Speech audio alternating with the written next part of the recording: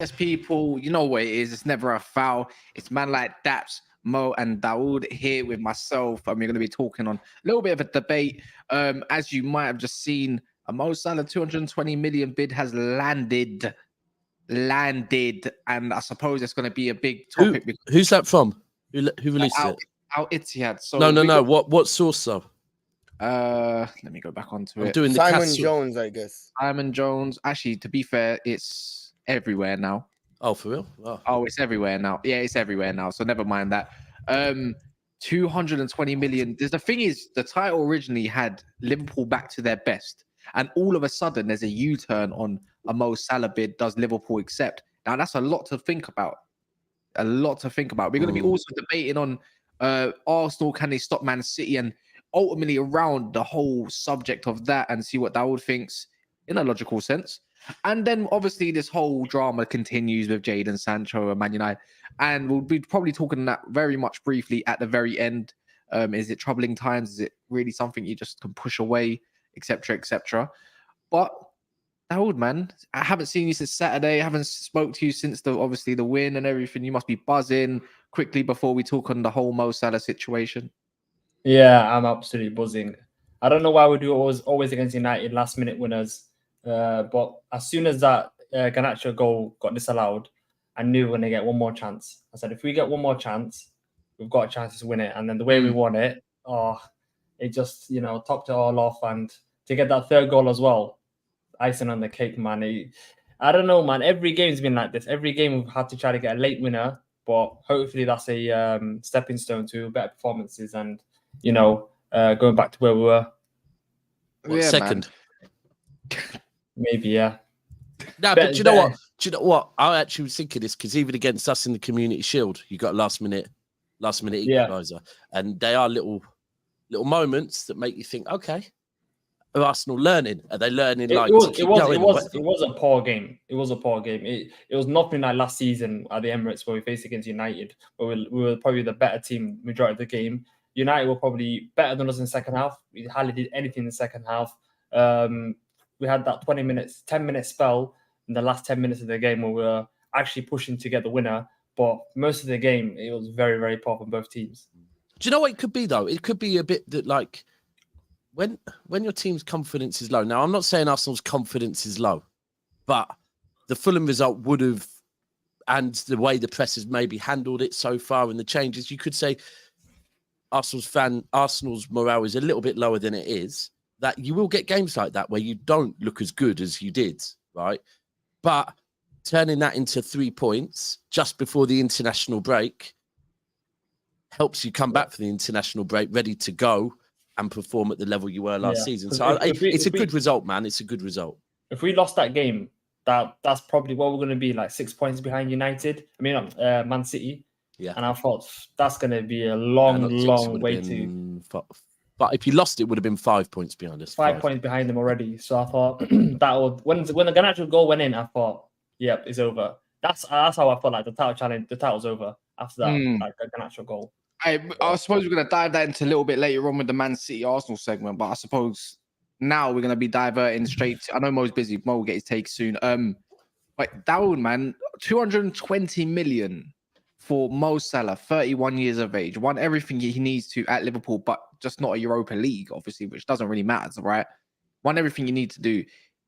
As a Liverpool, what would you be thinking? Because he's only just recently put up a picture of him and his number that when he first arrived at Liverpool, etc., etc. Even guys in the comments as well, if you're Liverpool fans or non-Liverpool fans at that, I suppose I could spot you out. What would you lot do? Because that's proper rebuild money in January and in the summer.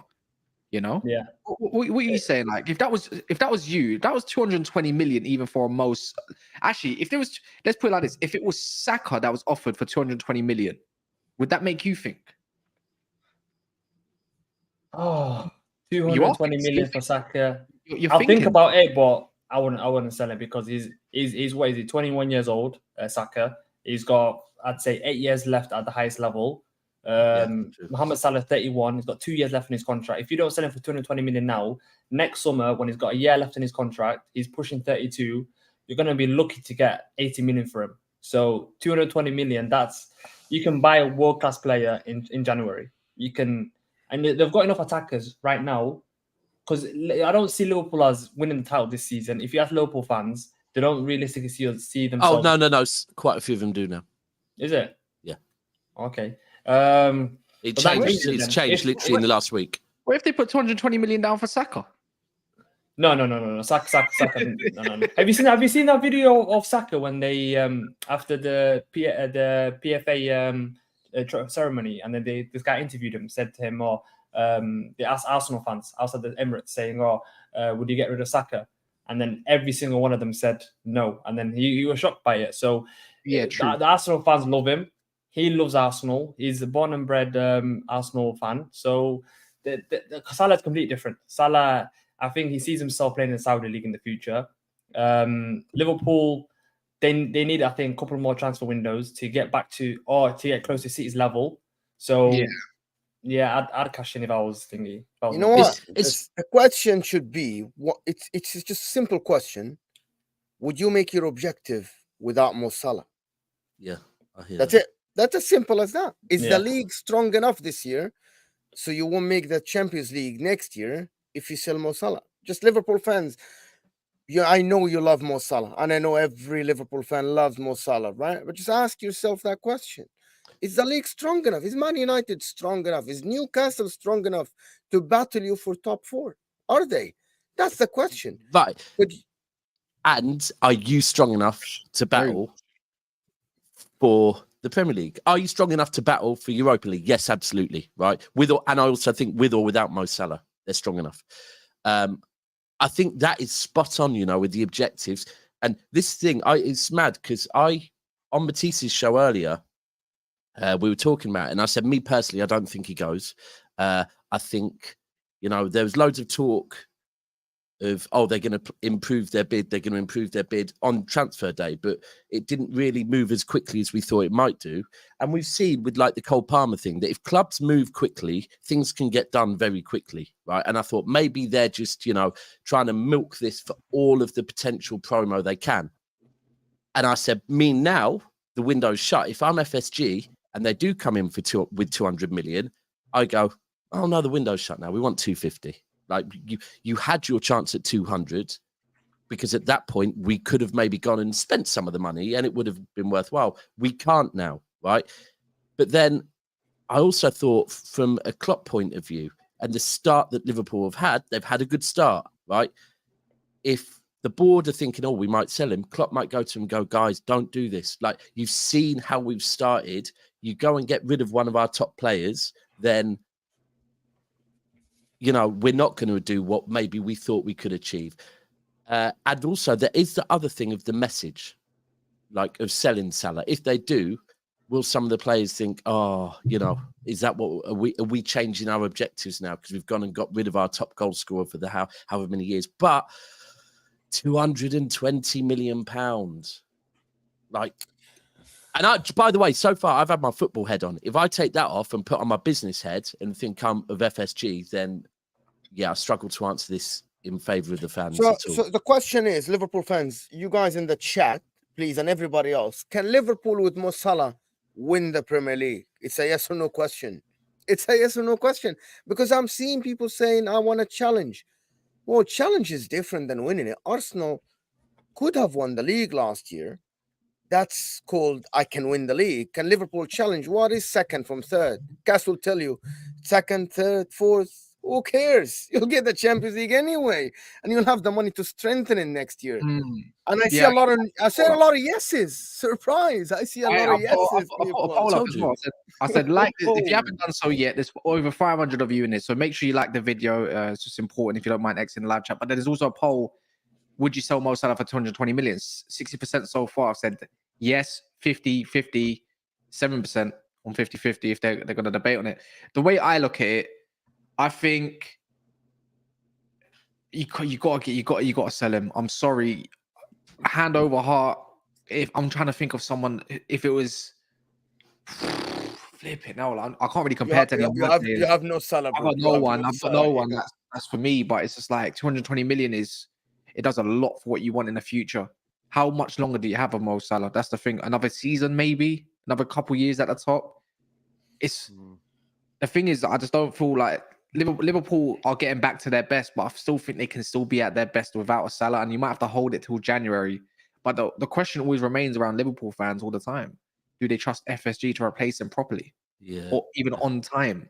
So it's a lot of money, but how much money will be allocated to Liverpool for transfers alone? And we've got to remember, it's 220 million up front, not in installments. I'd be tapping up Edwards as well, by the way.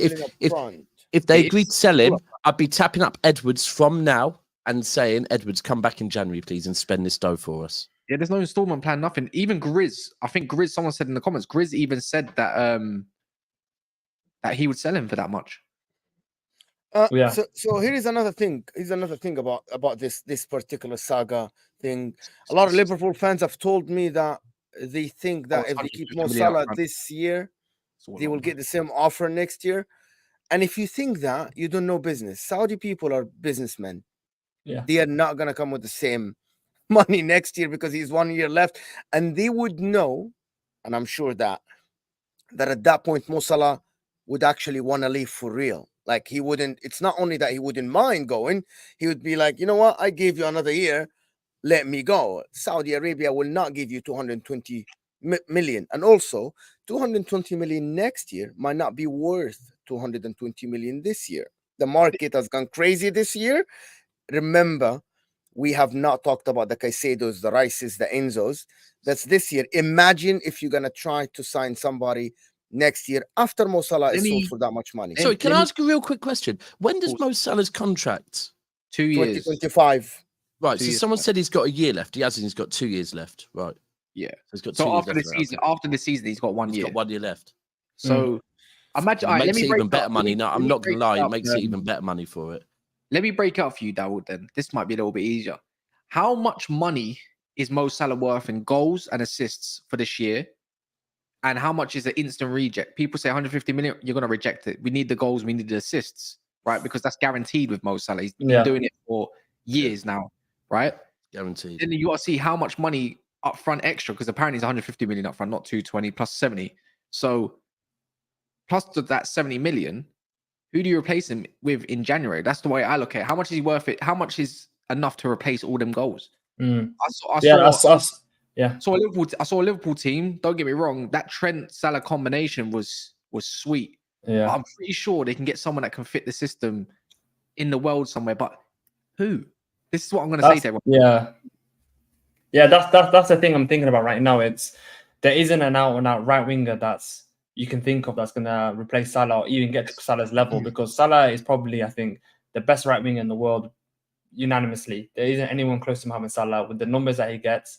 He's a creative right winger as well. If you look at his assists as well, he gets quite a lot of assists. I think he's like the complete right winger. And for the amount that you're getting, that's someone said in the comments right now, the right wing market is so dead. If it was a left winger, you got players like Kvaratskhelia, you've got Rafael Leao, you've got quite a few other players that you could get. You can get Mitoma, but on the right wing, it's so dry. But that isn't where the money would be spent, though, is it? That's not where Liverpool would I know. money right now. So I mean, the left wing. If Salah was a left winger, I'd understand. But I don't think they'll spend the money to replace that. They wouldn't. I think they'd probably move to Bosley there potentially, and then they'd spend the money on bringing in. Like, look, we got to look at they're bringing in a DM. But they'd probably go back and hit up Real Madrid for Tchouaméni or something. They'd probably go and look at an absolute elite centre back to come, a young elite centre back. I think they'd spend the money on the squad, not because I don't think necessarily it would be. I've always said about if De Bruyne goes, we don't go and buy De Bruyne replacement. Yeah, we change the way we play, and I think Mo Salah. If we hit that up, what I wanted to say. Mo Salah's the same. Yeah, me too. You can't replace Mo Salah, bro. It's like there's certain players that you can't only go. one, Yeah, you can't get another Mo Salah. You can't. Also, Jurgen Klopp, He's Yeah, the we- one who made Mo Salah that monster, right? Mo Salah was Yeah, coming more- in more from, he's time, young, 11 goals in Roma here, 8 goals in Fiorentina, or like he's the one who made Salah 30 plus goals, 20 plus goals, and all this stuff. You want to tell me that you don't trust Klopp to actually make someone like Salah again? He doesn't have to be the same player, but he will make someone who can actually contribute the same to Liverpool. Why are people doubting Klopp that much? He's the one who did Mane. Mane was last- okay. Yeah, think but last- I want think to last question season- that. I want think to it say was one last thing season about the that Mohamed Salah one. You know, if you can double check it as well. Mohamed Salah. I mean, Jurgen Klopp wasn't really after Mohamed Salah. It was Michael Edwards. Jurgen Klopp was after Bernat. I Julian think. Bernat. Yeah, Branded, from branded yeah, from yeah, Dortmund. from Dortmund. So if Michael Edwards, I think he's left Liverpool, but there's rumors that he might be coming back. So if he comes back, then we'll see what kind of plays that Liverpool might get. But That's what I Yeah. said. I'd be hitting him up and saying, Edwards, we've just Who secured can you recommend? 220. Come back January. Like, because it was him that spent that Coutinho money, right? Did so well with it. You know the way I look at it. You hit the nail on the head. We looked at Liverpool. How do you replace Man City? How do you replace those goals with the Mahrez that in this season? Guess what? They just changed up. That's what you got to do. No Mo Salah, then you're gonna have to go create another whoever. You know what I do? 220 is a lot of money, but I still think they still get offered 120, 150 in the summer. That's why I said, how much is he worth waiting goals right now? How much is he worth in goals and everything? So you know what? So the people that say I'm gonna reject it, I might actually reject it because I know I'm gonna get a lot of money next summer, right? They're gonna definitely bid 100 plus odd million for him. Yeah, you just got what? How much for Fabinho? Like 40. You're gonna get loads for Mo Salah. So you know what I'll do? I'll just do exactly. I'll go over to Aston Villa, and about how much do you want from us at the RB? that early. Well, they can offer 150 million up front. I want 150. If I'm a Liverpool fan, I'm thinking I want 150 million next summer too, then, or 140, something along them lines to wherever it is, and they will offer it. Go get I Mr. know, Diop. but the thing is, every club will know that Liverpool's got 150, 200 million in the bank. So every player is going to have an extra 30, 40 million price tag on them. So it's like that's the problem. That's the problem with Man United. You got the Man United tax, and then you've got all the teams tax. They know United's got the funds, so they charge them an extra 20, 30 million. But with Liverpool, they'll know Liverpool's got 200 million in the bank, and then if Aston Villa got a long-term contract with Moussa Diaby, so he's got a long-term contract with Aston Villa, they're gonna say he's got 4 or 5 years left. Give us 120 million for Moussa Diaby.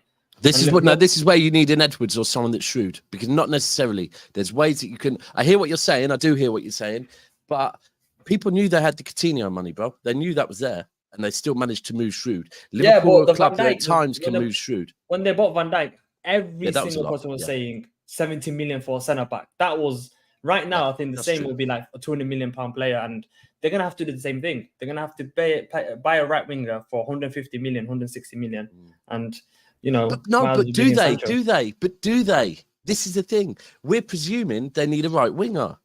Do they need a right winger? Szoboszlai could be pushed further forward. Like, listen, I'm seeing people. It's an option. It's an option, right? We're just saying this is Klopp. Like, people are saying that Gravenberch isn't a 6, but in Klopp does know how to get the best out of players. 100%, right? So with Szoboszlai, could Klopp turn Szoboszlai into?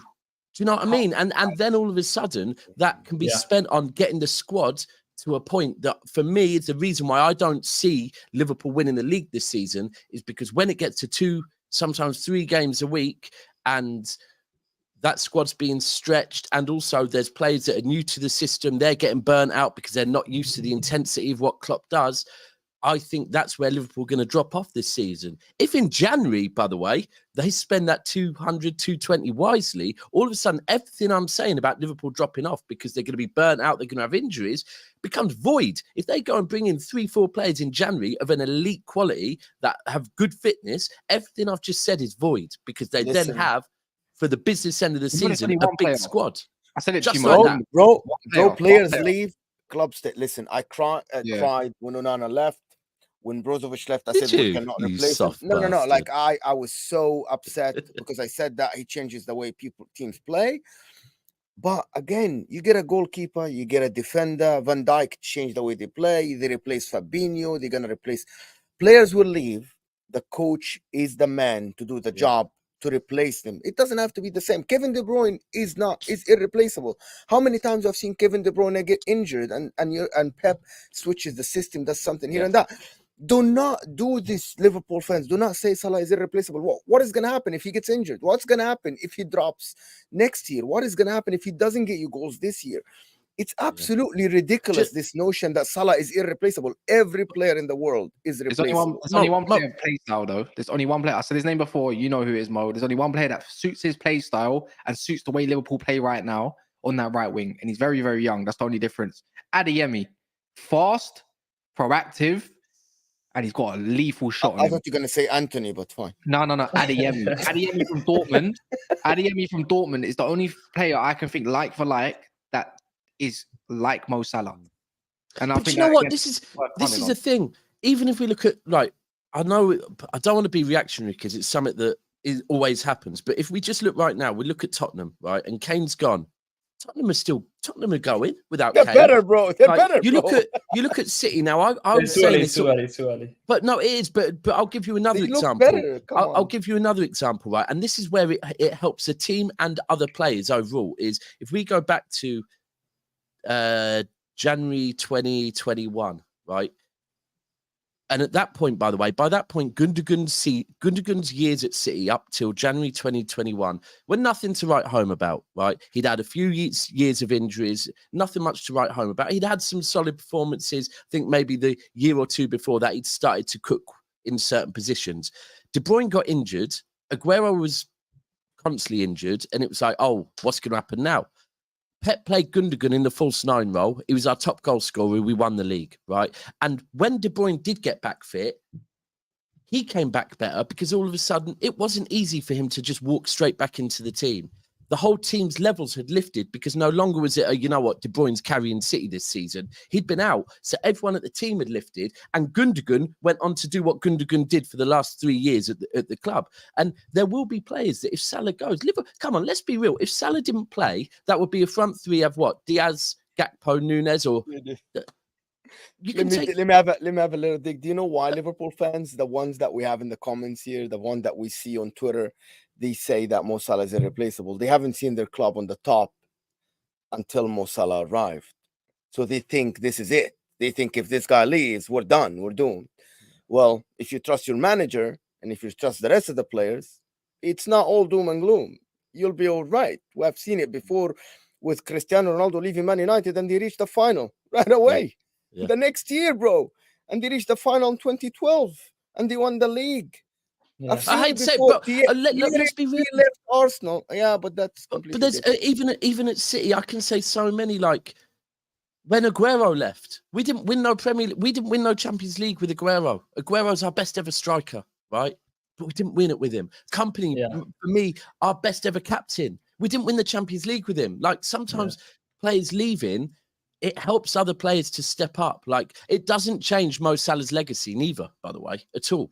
No, but it's so hard to get rid of a player that's giving you so many memories. Like they were so close to winning the quad, but it will happen. They've been into 3 Champions League. You know it will happen, Daud. You know it. But I know it happened. But the emotions take over. But fans don't have. It does. But what you've got to think of, is do you want to? You could keep You could ultimately get a player on.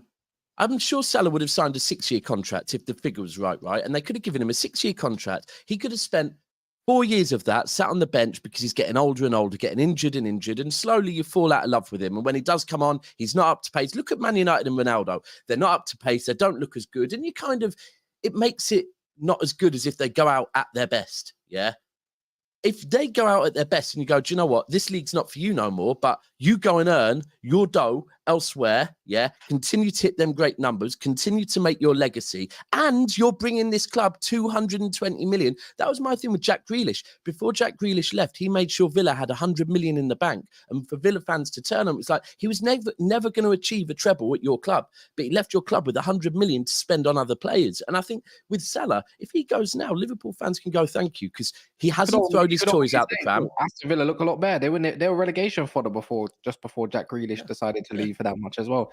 Super chats. Amar says next summer there will be more Saudi clubs in for him next summer. I'm actually pretty sure there will be. Tom Goldsworthy says Mo, we want Bastoni, who's we, by the way. Just let me know in the comments. Strasbourg, Steve says, if I were Liverpool, I'd go for Florian Wirtz from Bayer Leverkusen. Yeah, he's good. He's cold, man. I wouldn't like that because we were being linked with him. He looks cold. But he's an attacking midfielder, though. I think you got that in Szoboszlai right now. And I think Curtis Jones kind of nails a spot. Jamrock says, no, they should reject Newcastle's 220 million bid. And then Amar says they could offer 250 million up front, and I still say no. See, the thing is this is my issue. It's so early into the season, but now the window's gone.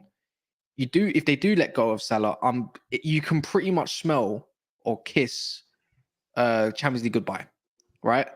Because the way I say it like think that, so, bro. you know why I say it like that? I think they'll always find a way to win games. But you know where Liverpool are always fantastic at? It's the big games. And the big games is where they do damage. And who does the most damage in big games?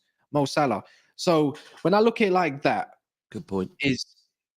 What's worth more money these days? Getting into a Champions League where you're going to get a lot of money and a lot of TV money and all that kind of stuff, or 250 million from a club that potentially puts you back down to Europa spots.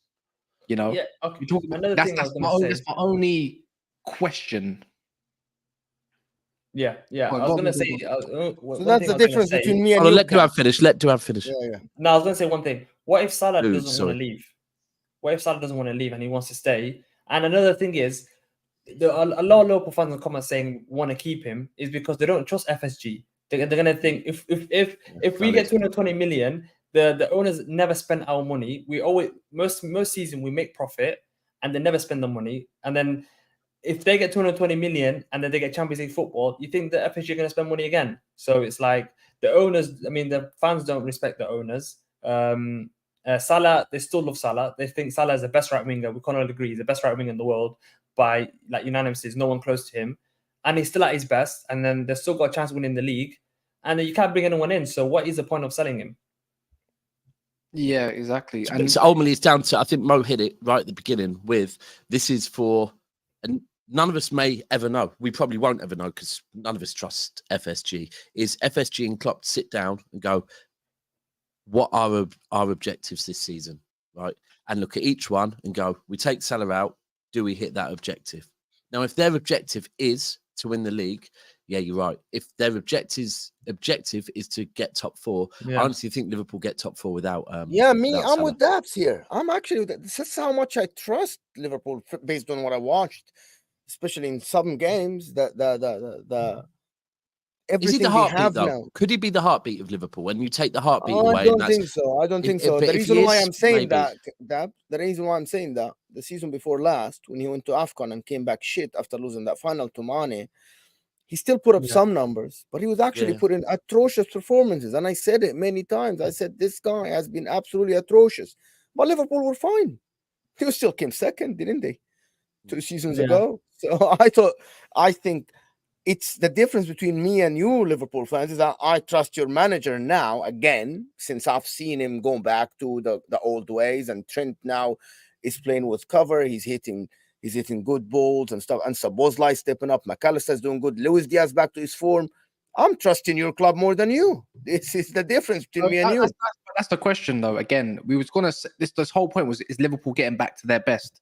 Their last 2 games showed, one, resilience in defending without their 2 key centre-backs. And again, without their 2 key centre-backs, they still played a brand of football where it was exciting and it looked like old Liverpool, but it's still only a small sample. A lot of the times, if we saw what was happening in that game was through Mo Salah. Look at the chip at the back post. Nunez should have buried that. I think it was Nunez. I think it was like a flying kick kind of thing. You know, he was a spark of life. Him and, I wouldn't say too much Diaz that game, but they were killing Aston Villa. Yeah. And without that Mo Salah spin, who else is going to be doing that spin for them? That just them little things to get on the pitch. Because I think if you lose out that right-hand side, they become very predictable of where their play is going to be. Look, I know they got Ben Doak and they got a couple others that can play there, Szoboszlai and everything. But ultimately, you want Szoboszlai settling in a role where you bought him when you told him he was going to play centre mid, not in the right to cover because you just sold Salah. That's, again, there's so many questions. It's like, it's so underprepared. I mean, is the grass always greener? Here's an option, right? I don't believe that Al Ittihad are getting Mo Salah solely to win the league. Yeah, they're getting him to boost the club, to boost the country, correct? Yeah, of course. To boost the league, right? That's what it's for. could they not come to an agreement with Liverpool over the next couple of months that next summer Mo Salah goes there for 150, right? Because then they can start promoting him from now. Mo Salah's coming. 11 months to go. Well, however they want to do it, they're still getting the promotion, right? Because they're not bringing him in because, like, City wanted Haaland because we wanted to win the Champions League last season, right? If you want someone for promotional purposes, sign a deal now, right? Come with it. Get round the table, sign an agreement now that's what's happening. Sign an agreement in there that Liverpool play Al Ittihad in a friendly next summer. They can hand Mo Salah over, right? Well, however you want to do it, both clubs are happy, and then I they actually know don't think they it's know. going to be the same money. That's the question. But no, but I just dropped 70 million and said 150. Drop it to whatever. But then Liverpool know they're getting a damn big amount of money for someone with 1 year left on their contract, probably age 32 by then, and they get 6, 7, 8 months to plan for Mo Salah leaving. And Al Ittihad get to start promoting him from now that he's coming soon. Both clubs are happy. For me, I think that's a. But what do I mean? What if Liverpool win the Europa League? They're starting to look like their old selves. They need a couple more players to actually go for a title challenge, and they might be in a title challenge next season. And Salah's still at his best. He might still say, "Oh, I want to win a Premier League again. I want to stay." And you can't force a player to leave. And he doesn't seem like a player that wants to leave. Like he's not hanging his boots up like Neymar, where he's thinking, "Yo, I've had enough of football. I've had enough." Business is business, though. At the end of the day, if you got 1 year left of your contract and you're not signing another new one and not being prepared to offer them potentially another 1 or 2 years, you can legit say, "Well, we need to sell you for the better club." Do you know? There's another thing. I think if Salah, I think I said this to Mo maybe last week, right? That Salah at the moment, yeah, he can't be going, "No, I want to stay this season because I want one more last go at the Champions League." If Liverpool get top 4 football, then Mo Salah next summer might be like, "Do you know what?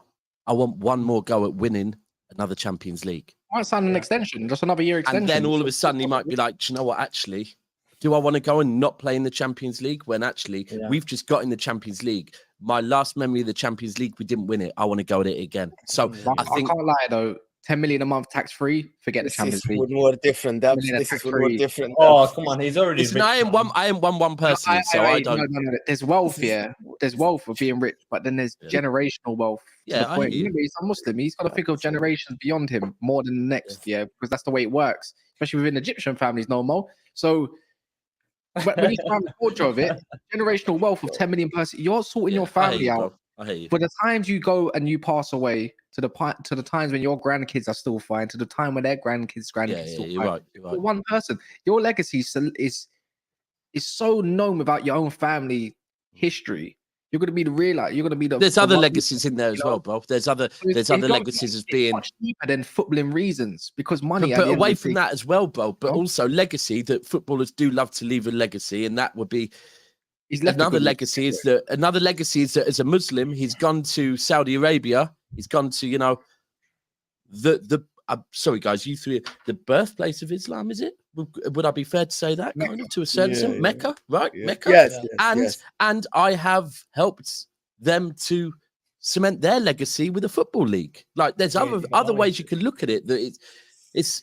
But I want to ask Liverpool fans a question in the chat. Guys, do you think if Mo Salah leaves, if he asks to leave, he's never going to hand the transfer request, but if he shows signs that he wants to leave, do you guys think that his legacy will be destroyed at Liverpool? Will you guys be upset with him? That's because I am seeing that from people on Twitter sometimes. I'm seeing that if he leaves, I will forget everything he's done. If he leaves, why would you want to leave us now? Why would you want to leave us like this at the end of the window? That was before the window shuts. Do you think, if that was your player, would you think that? With that much money involved, though? No, how can that ruin a legacy? Look, if we mean of the modern era of Liverpool Football Club, bar the what's his name, Ian Rushes and everything, Kenny Dalglish's, Souness, he's their biggest legend of modern day era football of Liverpool Football Club. He's the reason. He's very much big reason why they won a Premier League, why they won a Champions League again, why they got back on top, and why they turned into bridesmaids. So that's what I'm trying to get at. There's no way, any sort of way, shape, form. He's not one to disrespect the fan base either. No. And I think to be fair as well, the fact that he's posted the shirt, I think we can, in my mind anyways, I feel like he definitely doesn't want to leave this year. Yeah. From what I've seen from his own body language on the pitch, Yeah. he looks like he's enjoying football. Yeah. You know, I think I'm he not- does, bro. Do you know what it is? I think you could probably say he's in a win-win position. Like, you're in one of them positions where it's like, let's just see how it plays out. Because look, if I don't go, I get to stay at a club that I love, right? And I get to challenge again. I potentially get to play in Champions League football next season. I get to potentially win more trophies with a fan base that love me. And ultimately, my family are happy. All of that. If Liverpool decide they want to sell me, I'm getting 10 million. What is it? 10 million a year, right? It's 10 million a month. a month, right? Whatever. It's one of them situations where I think he really can sit there and go, I'm in a win-win situation here. I'm not going to throw my toys out the pram because you do that, and then I would understand if the Liverpool fans turn on him. But to turn on him just because your club decides to sell him, I think that's totally wrong, completely wrong. Like, everything he's done for you. I've even said on Mount how Chelsea fans have got songs about Mount. I think that's wrong. The guy came up through your academy. I don't care who he supports. He came up through your academy when he won you the Champions League, and it was him, I believe, that put the pass through to, and he was one of their best players in that game as well, by the way, and that was a good season for him. You all told me how he's one of your own and whatever. To then turn on him just because he left, because he was out of favour at your club, is wrong. And to someone that's won you anything, to then turn on him when your club agrees to sell him, that's mad to me. You know what? So if he throws his toys out the pram and says, I'm not playing no again, more. that's 10 times your wage. Mo Salah is going to be crazy if he doesn't ask to leave. I think, times the wage. I'm he'll sorry, have guys. I think you'll have internal discussions and he'll know that it's gone past the window where they can replace him. It's going to be hard. It's just better to do a deal in place, as Daps said, to be fair. It makes, look, one more Christmas selfie for the road, all of that good stuff, and keep it stepping after that. Well, the Saudis can even burst one last Christmas. Then there will be no more. And to be fair, if it is to be his last season, do you know how crazy players go when they're about to go move and in their last season they go off? It's not nice for the league. I've seen it with Coutinho, saw it with Mane. You see it with everyone. Like, there's so many players when they're just about to leave. Ronaldo even. Go back to many, many players. Ramsey, flipping. Oh, look at that last season he had at Arsenal. They all do it. I want to see it. Personally, Donny says Salah told players going nowhere, update your news. That was yesterday. That was yesterday. That was yesterday. Sorry, there will be people that watch this stream, and there'll be Liverpool fans that are probably watching it now saying, oh, you're going over the same stuff. There's just been a fresh bid, yeah? You're a big club. Mo Salah's a big player. We're going to talk on it. Let's get over this right away. We're not saying he's gone. We're saying there's been a bid in, so we're talking on it. Yeah. Omar says as well, was supposed to be for 24, but bidding now for CW Cup? Club World Cup? Club World Cup, Club World Cup, yes. Yes. They want him for the Club World Cup. Yeah. Oh, the draw's on Thursday. Yeah. Well, fair enough. They're not getting him. God says, I can't say that. AEM says, Daps just wants us to sell Salah now because he knows Liverpool going to stop Man City winning 4 leagues in a row. Thank you. Thank you. Hold on one sec. No. Thank you for your money. We really appreciate it. It helps the channel a lot. Genuinely, we appreciate your support. Right? I haven't said I want you to sell Salah. Right? Ultimately, I think I said the same as Mo. I don't think Salah changes whether I fear you or not. Right? I don't fear you because I think your squad is not good enough to go against a full season. So keep him. You still ain't winning shit this year. You might win the Europa League. You might win an FA Cup, but that's it. With or without Salah. Tom here says Mo came as a prospect but leaves the king. #respect. Create another prospect then. Create another one. Are you talking about you? Yeah. Well, you're leaving us. You're leaving us, bro. You love going on holiday away from us for 10 times the wage. Well, maybe he was French and he's saying he came as a prospect and he's leaving France as a king. People didn't know Mo's leaving for the football terrace. A bid came in and we had to accept. We could not refuse. We cannot replace him. So ending Mo Salah, I'm the only one here on this panel, guys, on the chat. You guys hate me, of course. I'm a neutral, so I'm not a rival. But I'm thinking that the one that actually want Mo Salah to leave, believe it or not. I don't care, to be frank with you. I think it's... I know you don't. I know Cass doesn't care. I know Daud doesn't doesn't care. Dawood thinks they are better than them anyway, with or without Mo Salah. I'm No, the no, one. no. Who's thinking, I'm terrified of Salah. I He am the one always who's steps thinking up, about the man. player. I'm thinking about the He does. welfare of my Egyptian brother. I think the best point I actually heard was Cass's one is really valid about the big games, because the big games can be some big points won, and he does turn up in most big games. So I actually hear you on that still. Like he is a game changer. So Yeah. Liverpool, that Salah, I'm we're not going to be afraid of them doing one our bit. we're going to be doing our predictions hopefully tomorrow night as well. Can we do it after Salah leaves or stays? Because that changes the whole thing again. Then that means we have to do another prediction show. Maybe do like a Oh half my prediction God. show. Wait, what are these people saying about? Yeah. So, anyways, Cass, he can go when he's ready to go. Not about the money. He will earn big after 2-3 years. His mentality is to build a legacy like the best players in the world. I mean, tell Mo that. I mean, Mo wants to tell Mo to leave. I more actually don't think. Okay, this is the thing.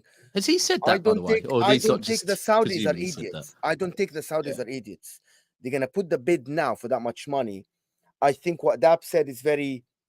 It can be done, but I actually think that they're not idiots. They're gonna put the money on the table. It's a take it or leave it now. You think? Next year, it's a new talk. It's a new negotiations, new Yeah. money. The market it's is true different. Yeah, probably. See what someone said in there. There's going to be more Saudi clubs when people's contracts expire and they allowed more foreign players in their team and stuff like that. There will be more clubs after him. So I think Liverpool know they'll get good money either But way. there is no bidding war because they're all owned by 5 clubs. The big clubs are owned by one entity. That's why you'll never see a Newcastle, bidding isn't it? war. Yeah, of course. So Is that? No, I was actually no, going to ask it's you. Is the that other how way. it is? The other way. It's the other way. Newcastle are owned by these. You're literally telling me that Newcastle is the one that owns them. It's the other way. Hold on. Newcastle So it's Saudi Investment Fund Yeah. that own Live Golf own the owns 5. five Right, clubs, okay. and then Right, there's I other wasn't 5 sure that about are that. different. It's a But league you owned are- by the. Daps, It's the league also owned by the Saudi Investment Fund. Daps. The whole thing is owned by the royal family. Right. The got you. pavement is owned by the royal family, so it doesn't matter. Yeah. it is what it is then. One But yeah, second, I just want to say one more You're a thing. kingdom in England. You're I the just want to same. say You're a one last kingdom thing in about England. Salah. Is it what if they know Salah's not leaving and they're just flexing with the money, saying, "Oh, That's it what I might not thought. actually be a true bid." They might just try to flex and say, "Oh, we've got this kind of money, and we're trying to get the best players in the world." And That's then, exactly what I've been thinking. That is what I meant at the start. That I thought, is this all just flexing because it's news, isn't it? Look, news makes papers, papers makes is promotion. So Yeah. I was thinking there could be an element of that to because it. they knew Mbappe wasn't going to come to the Saudi league. They just made a bid for him, and then just to flex, and then Mbappe was never going to go to the Saudi league. I think it's just cheeky. It is flexing. Let's see how much we can like test your resolve. But yeah. So but moving on from all of that, we have to talk on what we was going to originally talk about anyways. Can Arsenal stop Man City? This is why you're here, Daud, to be fair. And I don't know what response I'm going to get for you, but I'm getting a relaxed vibe from you. Maybe it's because you played football today or something. You're more chilled out. But what are you making out for Arsenal on that? Because we can always talk on Man City and we can dissect it little bit by bit for whatever answer you will provide. But what are you saying about Arsenal, man? Because, you know, the performance ain't been great, but you're still within reach. You know, Yeah. you're still within reach. That's the difference. Okay, first of all, I just want to say one thing. Right. Oh, sorry. Someone just trying to come in my room. I think I wanted to say to someone else. First of all, I just want to say one thing. Want to make an apology. I said about Kai Havertz being one of the best midfielders in the first 3 months, top 3 best midfielder in the first 3 months.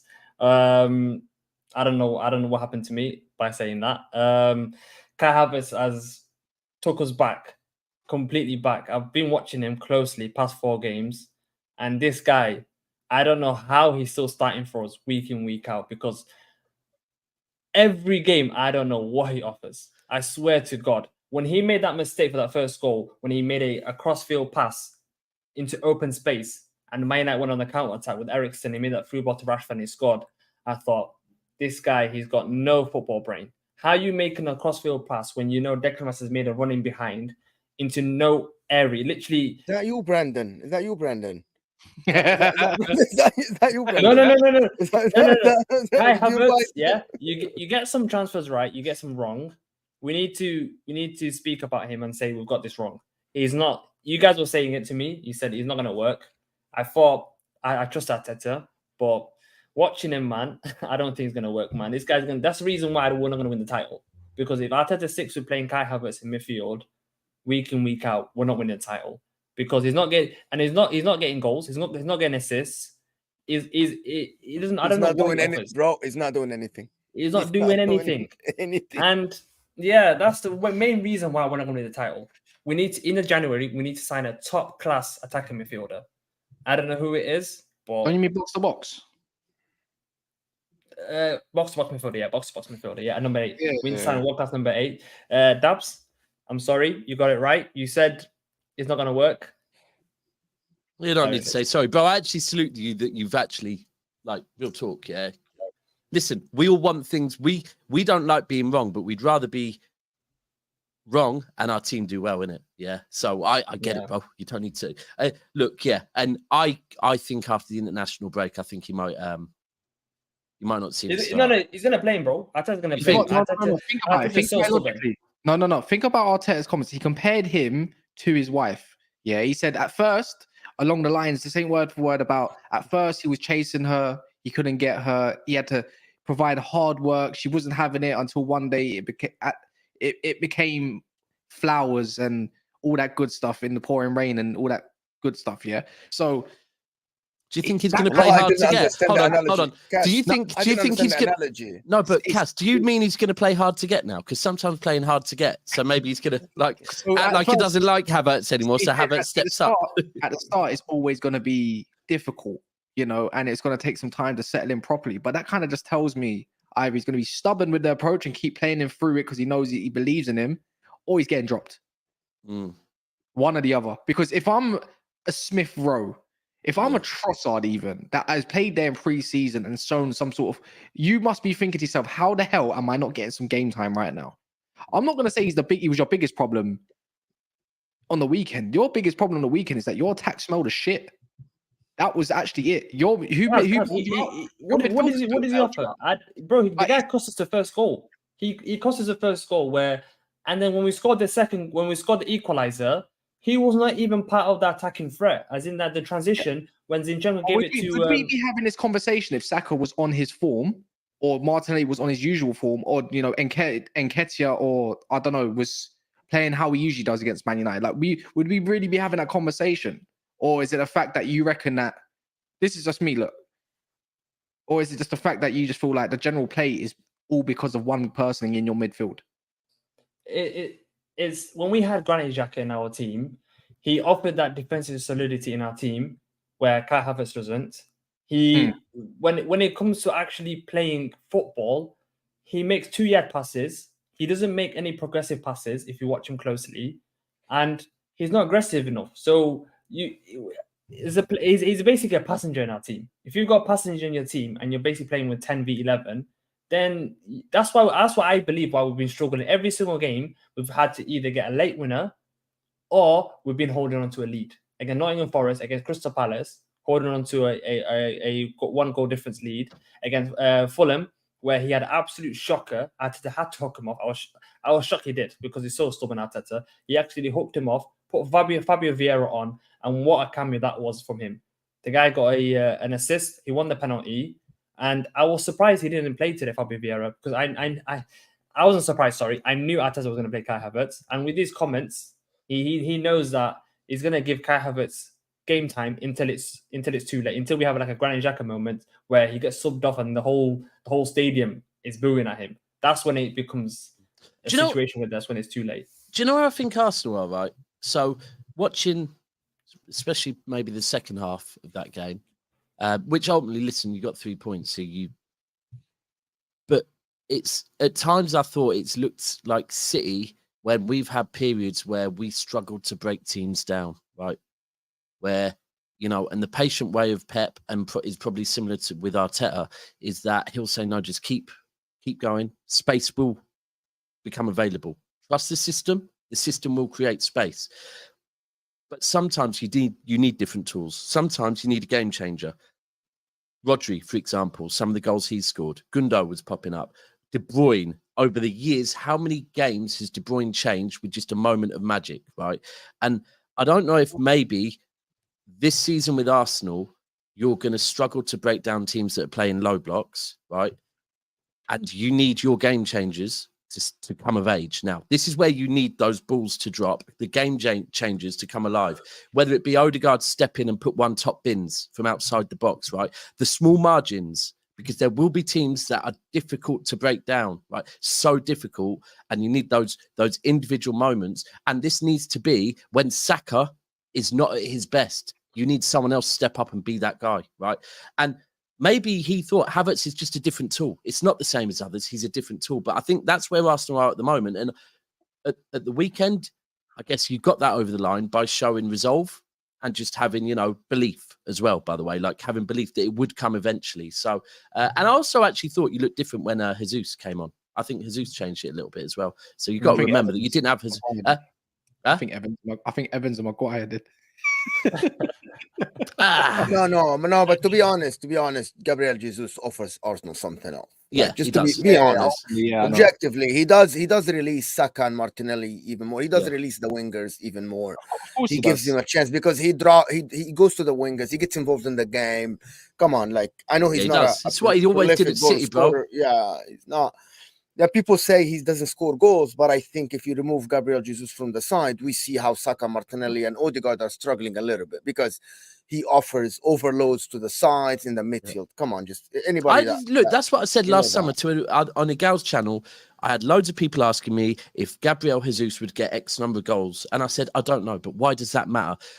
The question you should ask me is: will our goal output go up with Jesus coming in as a team? And it will. That's the truth. Yeah, it does not matter who gets you the goals. Yeah, because he creates space for other players. He brings other players in and he scrambles defenses. That's what he does. And, look, rivals will always judge Jesus on his goals, the number of goals he will get, right?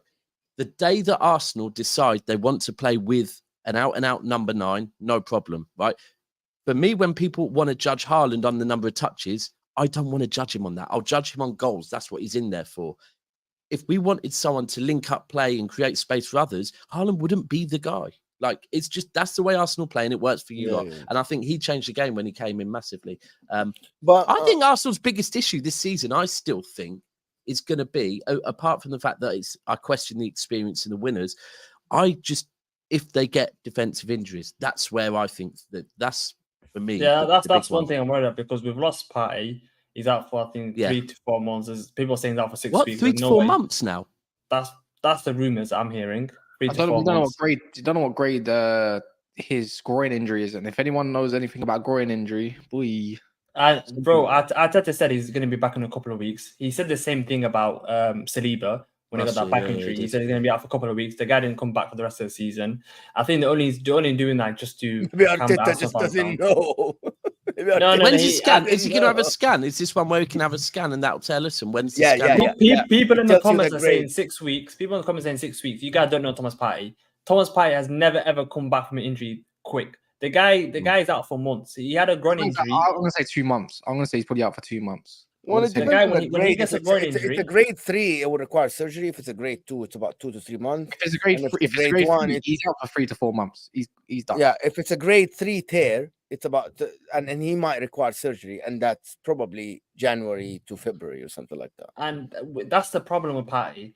His body lets him down so many. Like, that's the problem you guys have with Martial, where his body just letting him down so many times. The guy can have a consistent. He hasn't had a season for us where he stayed fit. He's always getting injuries. I think, thank God we bought Declan Rice. I'm happy. I'm so happy we kept Jorginho, because there's rumors that we're going to get rid of Jorginho, and I think we need to get rid of Partey because of the reason why, because of the injuries. Timber's injured now, so we've got no Partey, we've got no Timber, and the only players that we've got left is Tomiyasu, Ben White, Saliba, Gabriel, and Zinchenko, and Kiwior. Sorry, and that's with Champions League and Premier League. It's gonna be a tough season. That's exactly how I feel like with Arsenal. I think I said it when Timber got injured. I was convinced you were going to go and hit the transfer market for a replacement. Yeah. And then when Tierney went, I even said 100% they're going to now with Tierney going. Yeah. Maybe that's why he started playing Partey there. Now with the Partey injury, it's like, and look, couldn't predict none of this. So I'm not I'm not saying that's, but it's No, I could predict the Partey injury. That was so. When I heard Partey groin injury out for a couple of months, predictable. The guy It's the fact never that stays fit. it's the fact that the ones that are quite close to Arsenal news leaked it.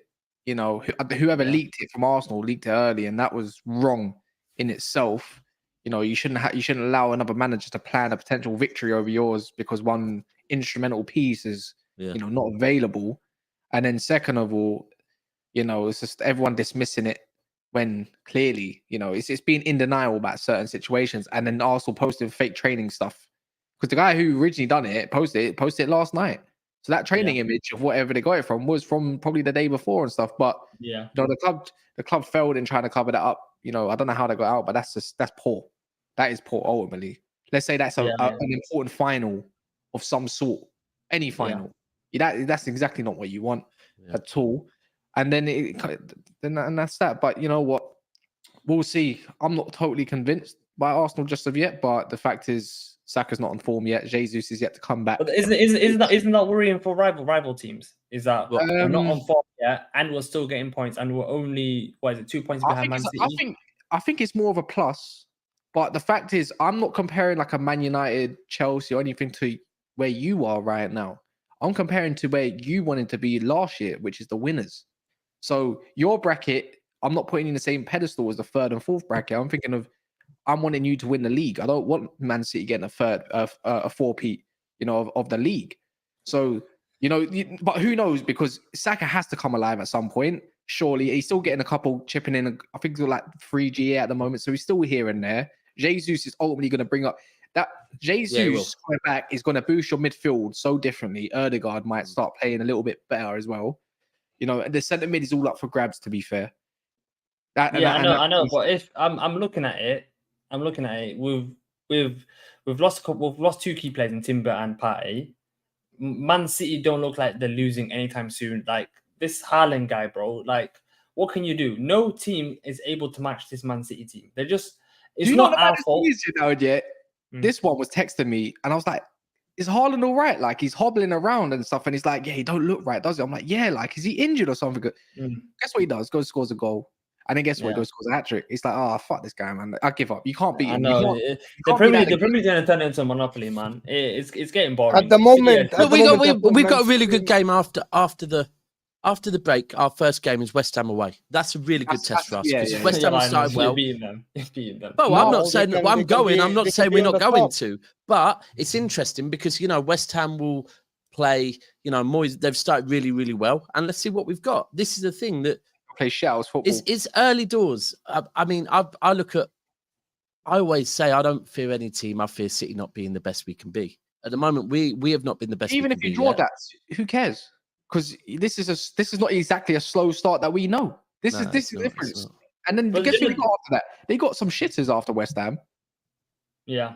But the thing is, Newcastle have lost 3 games. That's mad. They're out of the title race straight away. Have you seen Chelsea's fixture list? Let me check Newcastle. Yeah, Chelsea in October is awful. October, November is crazy. Chelsea have lost what? 2 games already? No. Hold on, Mo. We can't do that. You're not allowed to do that, Mo. You're about to pull him up for saying Newcastle are out the title race, yeah?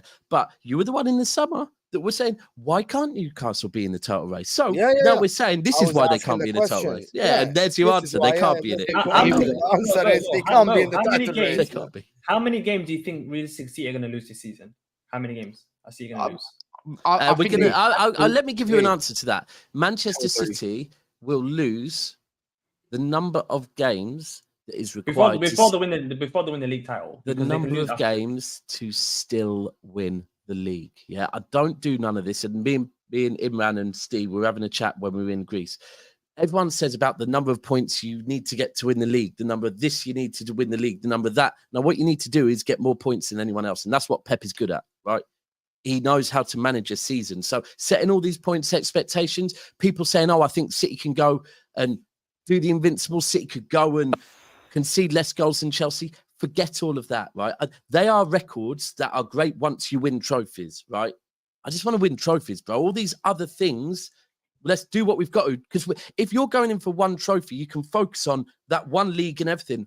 We're not. We want to whitewash everything, bro. So whatever we have No, to the do. the reason why I'm doing it is because Newcastle have already lost 3 games. They're not gonna go unbeaten. That's for the written rest off of the for me season. then. That's Yeah, a league written off. already Yeah, for me. Chelsea have lost 2 games already, and they've got a crazy October, November fixtures. And Man United's United have lost already. 2 games already. Man United probably might lose 2-3 more games.